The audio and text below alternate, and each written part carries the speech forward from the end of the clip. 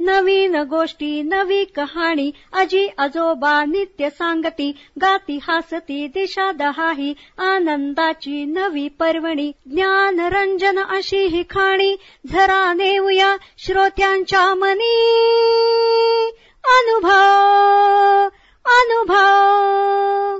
जनसेवा फाउंडेशन पुणे प्रस्तुत ज्येष्ठ नागरिकांचा रेडिओ आय रेडिओ अनुभव. राष्ट्रीय समाज रक्षा संस्था, सामाजिक न्याय व सबलीकरण मंत्रालय, भारत सरकार, मीडिया फॉर कम्युनिटी फाउंडेशन पुरस्कृत ज्येष्ठ नागरिकांसाठीचा आय रेडिओ अनुभव. प्रकल्प समन्वयक डॉक्टर आर श्रीधर आणि अलोक वर्मा. रेडिओ समन्वयक पूजा मुरादा, कौशल्या आणि साई सुधा.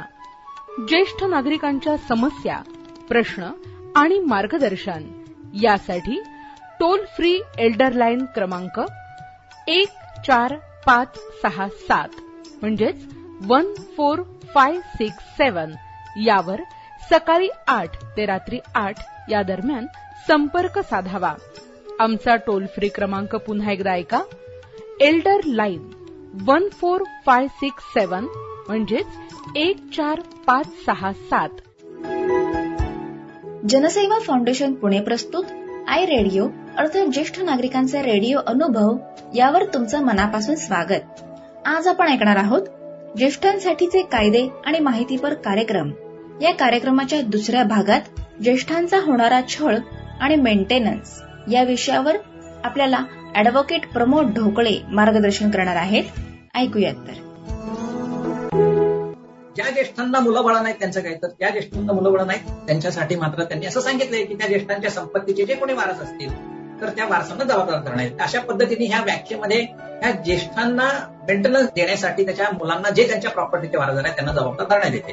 आता मित्रांनो, माझ्याकडे काही केसेस असे आले की त्यांनी सांगितलं की आमच्याकडे संपत्ती नाही, वारस तर कोणी नाहीच आहे. सेक्शन 4 मध्ये जर आपण आलो तर आपल्याला सेक्शन 4 मध्ये काय दिसतं.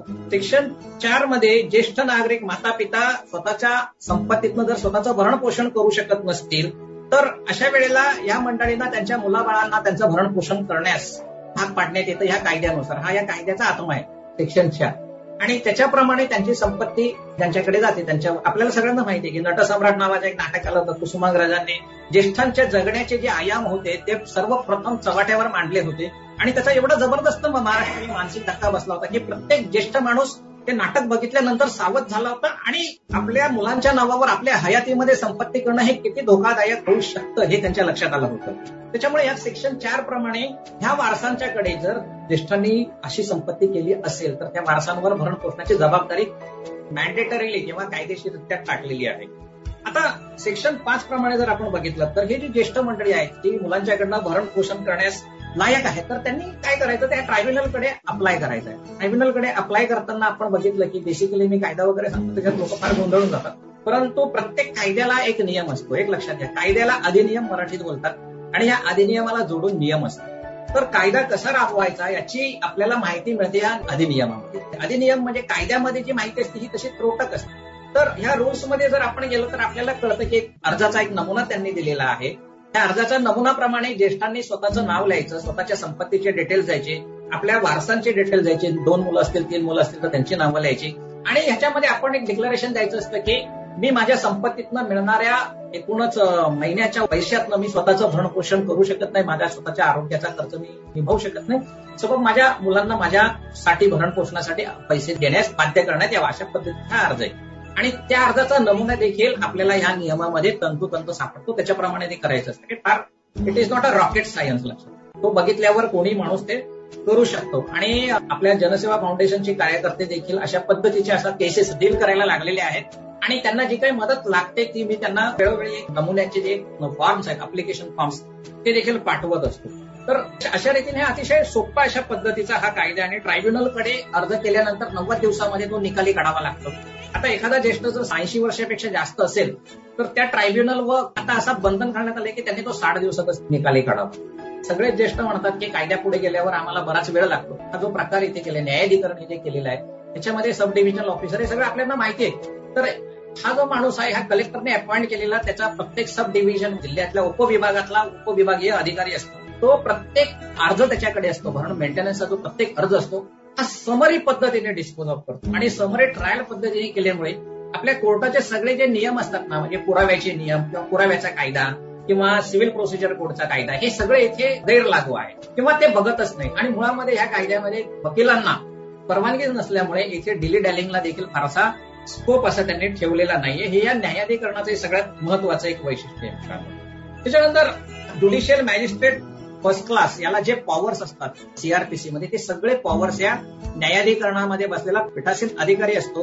हा जेव्हा समन्स देतो मुलांना किंवा वारसांना किंवा त्या मंडळींना तिथे न्यायालयात हजर होण्याशिवाय पर्यायच नसतो. हे सगळ्यात महत्वाचं. म्हणजे एकीकडे ह्याला सिव्हिल प्रोसिजर कोडचे ज्युडिशियल मॅजिस्ट्रेट फर्स्ट क्लासचे अधिकार दिले. कशासाठी?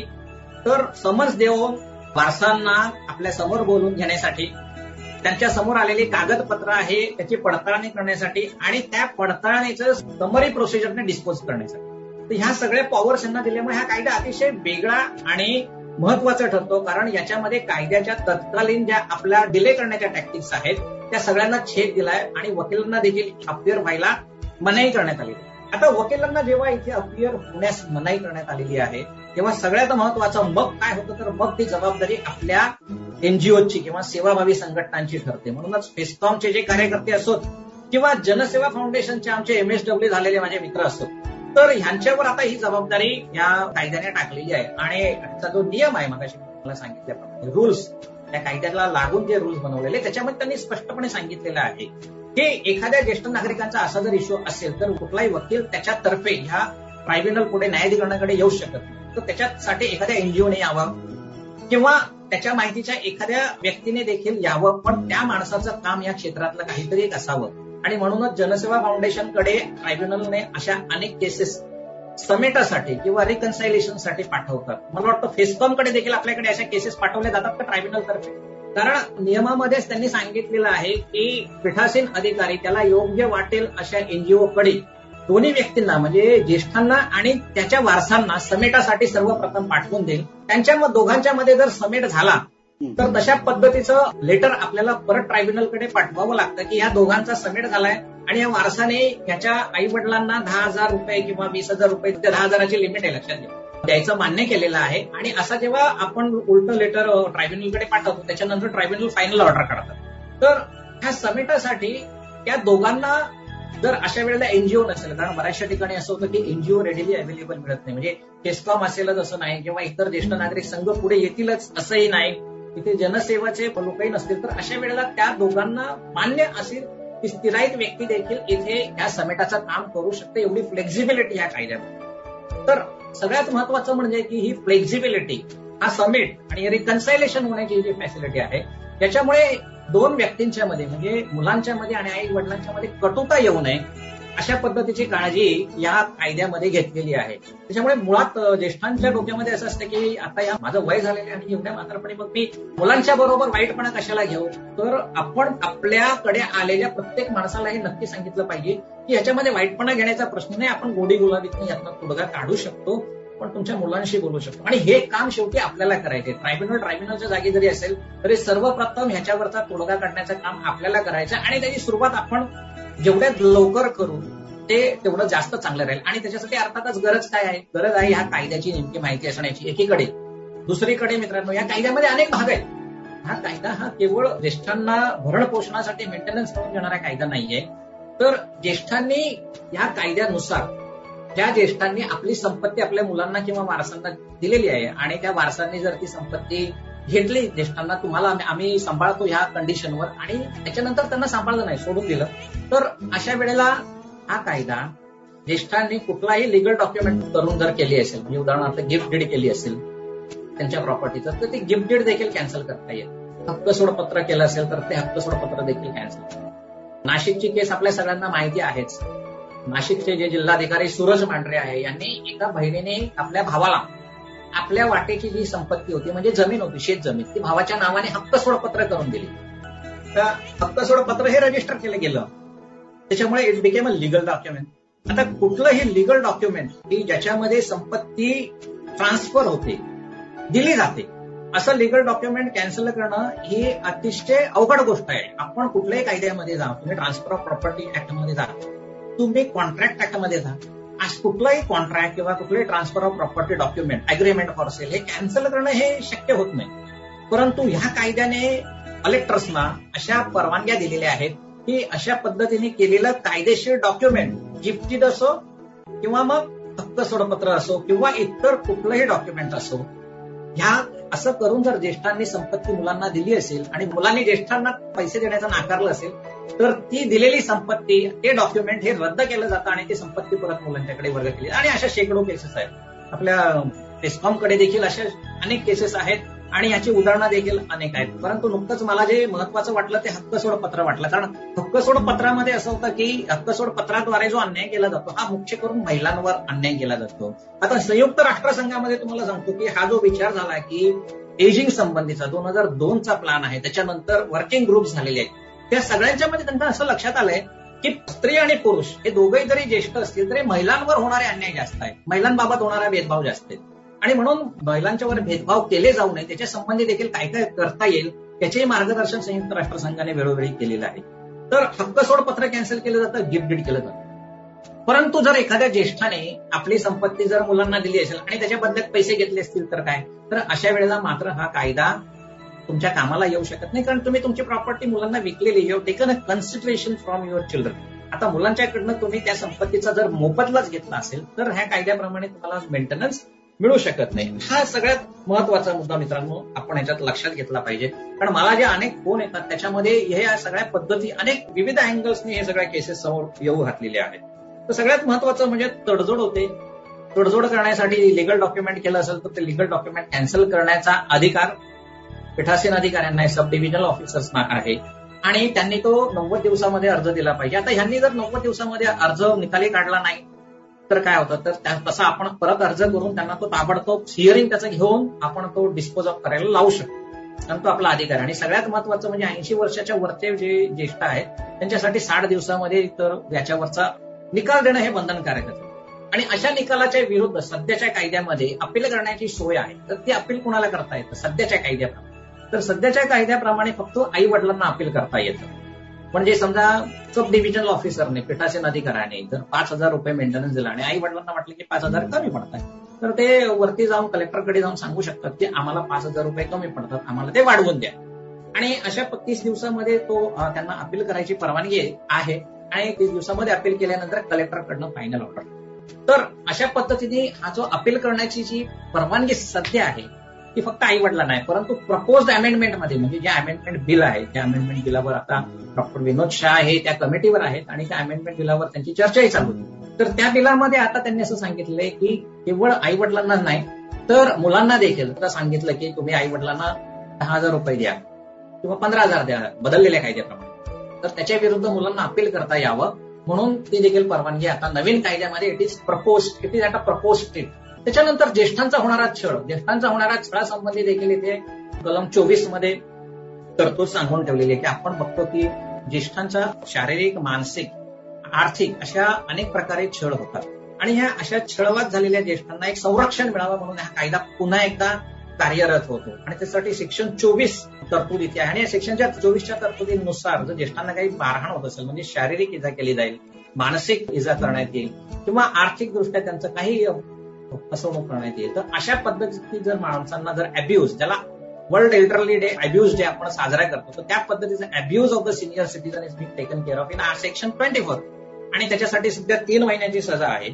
तर ही सजा देखील आपल्या प्रपोज ऍक्टमध्ये आता 6 महिन्याची होणार आहे. आणि आपल्या पुढे काउन्सिलिंगला आलेल्या केसेसमध्ये देखील आपण, मला वाटतं की अशा ज्येष्ठांनी जर आपल्याकडे अशा तक्रारी केल्या असतील तर काउन्सिलिंग स्टेजला आपण त्या मुलांना स्पष्टपणे किंवा नातेवाईकांना अशी वॉर्निंग देऊन ठेवायची की जर ह्या माणसाचा छळ तुम्ही केलात, आम्हाला तसं कळलं तर तुमच्या विरुद्ध आम्ही पोलीस स्टेशनला कंप्लेंट करून तुम्हाला आम्ही तुरुंगात बसवू, असं आपण सज्जड जण देखील येऊ शकतो. कारण कायदा आता ज्येष्ठांच्या बाजूने सेक्शन 24 आहे आणि त्याच्यासाठी 3 महिन्याची जी सजा आहे ती देखील वाढवण्याची तरतूद करण्यात आलेली आहे.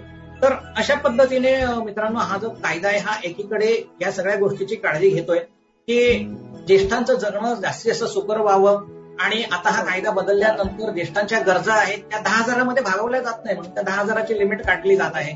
दुसरीकडे मुलांची व्याख्या बदलली जात आहे, मुलांच्या व्याख्येमध्ये सुनांना देखील घेतलं आहे. कारण आपण बघतोय की डोमेस्टिक व्हायलन्स ऍक्ट असो किंवा मेंटेनन्स ऍक्ट असो, मेंटेनन्स ऑफ लिव्हन्स, तर त्याच्यामध्ये देखील असं आहे की एका क्षणी सुनांना सासऱ्याकडनं देखील मेंटेनन्स मागता येतो असा प्रकार तिकडे आहे, परंतु त्याचा उलटा प्रकार आपल्या कायद्यात नव्हता. आणि म्हणून आता सुनांना देखील सासऱ्याला मेंटेनन्स देण्यास भाग पाडण्यात यावं अशी तरतूद आता या नवीन कायद्यामध्ये केली जाते. त्याच्यानंतर सगळ्यात महत्वाचं आणखीन एक सांगायचं राहिलंय की सेक्शन 125 ऑफ सीआरपीसी म्हणजे क्रिमिनल प्रोसिजर कोडच्या 125 खाली ज्येष्ठ नागरिक मुलांच्याकडनं मेंटेनन्स सध्या मागू शकतात, परंतु ती प्रोसिजर किंवा तो खटला आपल्याला कुठे चालवावा लागतो तर क्रिमिनल कोर्टामध्ये दाखवा, म्हणजे फौजदारी दंडाधिकाऱ्यांच्या पुढे आपल्याला ते जावं लागतं. आणि इथे आपण कलेक्टरच्या समोर आहोत. मग हा कायदा आणि तो कायदा याच्यामध्ये जर ज्येष्ठांना चॉईस करायचा असेल की मला सीआरपीसी 125 प्रमाणे मेंटेनन्स मिळावा की मला सेक्शन मेंटेनन्स ऑफ ऍक्ट 2007 प्रमाणे मला मिळावा, हे त्यांना इथे ठरवायची मुभा दिलेली आहे.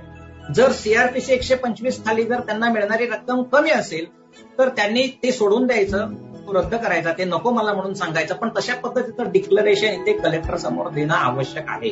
आपल्याला सीआरपीसी खालचं पण मेंटेनन्स पाहिजे आणि ह्याच्या खालचंही मेंटेनन्स पाहिजे असं होऊ शकत नाही. आणि त्याच्यासाठी स्पष्टपणे याच्यात कायद्यात नमूद केलंय की ज्येष्ठांनी नेमकं सांगावं की तुमचा सीआरपीसी खाली म्हणजे फौजदारी दंडाधिकाऱ्यांच्या समोर मुलांच्याकडनं मेंटेनन्सचा एखादा खटला आहे का, असल्यास तुमच्या बाजूने ऑर्डर झाली का, किती पैसे मिळतात, हे सगळं इथे डिक्लेरेशन देणं देखील अतिशय आवश्यक आहे.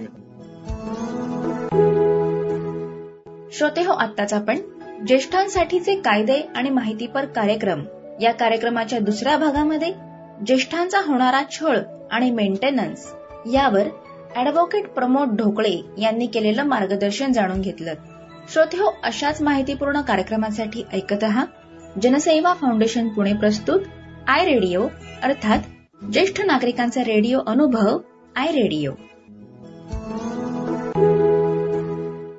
देखिए, जीवन के चक्र में उम्र ढलना एक आम सी बात होती है और इसका बहुत अच्छा उदाहरण आपके सामने इस समय बैठा आपसे बात कर रहा है. लेकिन जिंदगी के इस पड़ाव में कभी कभी ऐसा पल भी आता है जब आपको कुछ मदद की जरूरत पड़ती है, चाहे वो पारिवारिक हो, स्वास्थ्य संबंधी हो, आर्थिक हो, कोई विवाद हो या शोषण का मामला. लेकिन आपके इन सभी जरूरतों को देखते और समझते हुए भारत सरकार ने शुरू की है एक एल्डर लाइन, जहां आपको मिलेगा आपके सारे समस्याओं का समाधान. फोन नंबर है 14567. अब भले आपके बच्चे आपके साथ रहते हो या किसी दूसरे शहर में हो, ये है आपका अटूट सहारा. तो बस जिंदगी के उन सुनहरे लम्हों को संजोकर अपने आज को बेफिक्री से आप जिए, क्योंकि अब ओल्ड एज बनेगा गोल्डन एज. कैसे? 14567 याद रखिएगा.